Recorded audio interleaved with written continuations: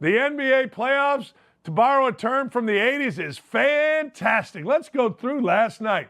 Nets and the Celtics.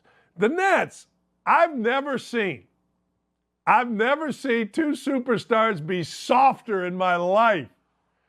Last night was a perfect example. Kevin Durant and Kyrie Irving could not play in the era of Magic and Larry and Michael and Isaiah and Dumars and Cooper and Worthy and Kareem. They couldn't play in any of that. There's a word that you use to describe, there's a couple words actually, and they're derogatory terms that you use to describe how soft Durant and Kyrie Irving were yesterday. Durant was getting bumped. He didn't like it. Isaiah went to the rim and got his head blown up. These guys, I've said it forever.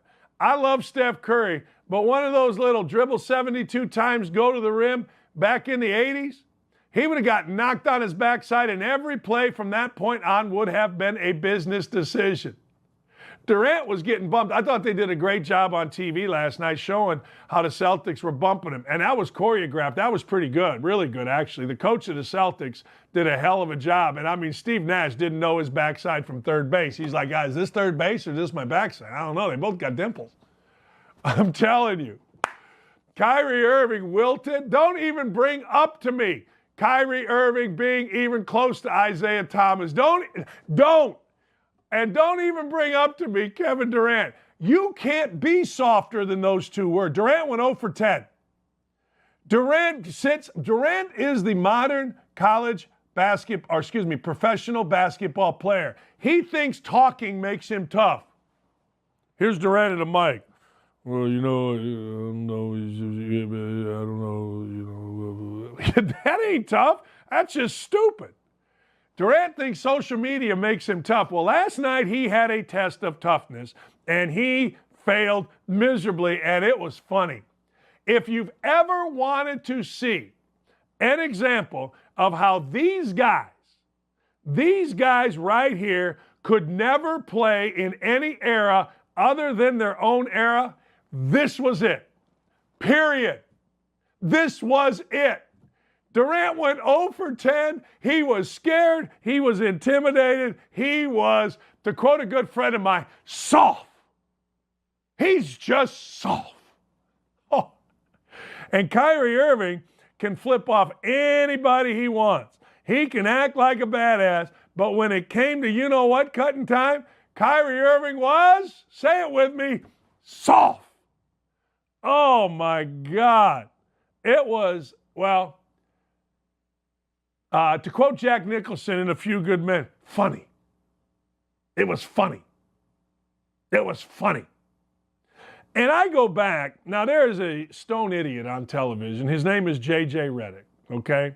J.J. Redick, Coach K gave me literally, and I'm being literal here, Coach K gave me about an hour and a half to 2 hours one time when my son was at Duke, and he explained life with J.J. Redick, all right? To the point where, JJ, wake up and brush your teeth. JJ, after you brush your teeth, floss your teeth. JJ, blah, blah, blah, blah, blah. All right. And maybe Coach K was lying. I don't know.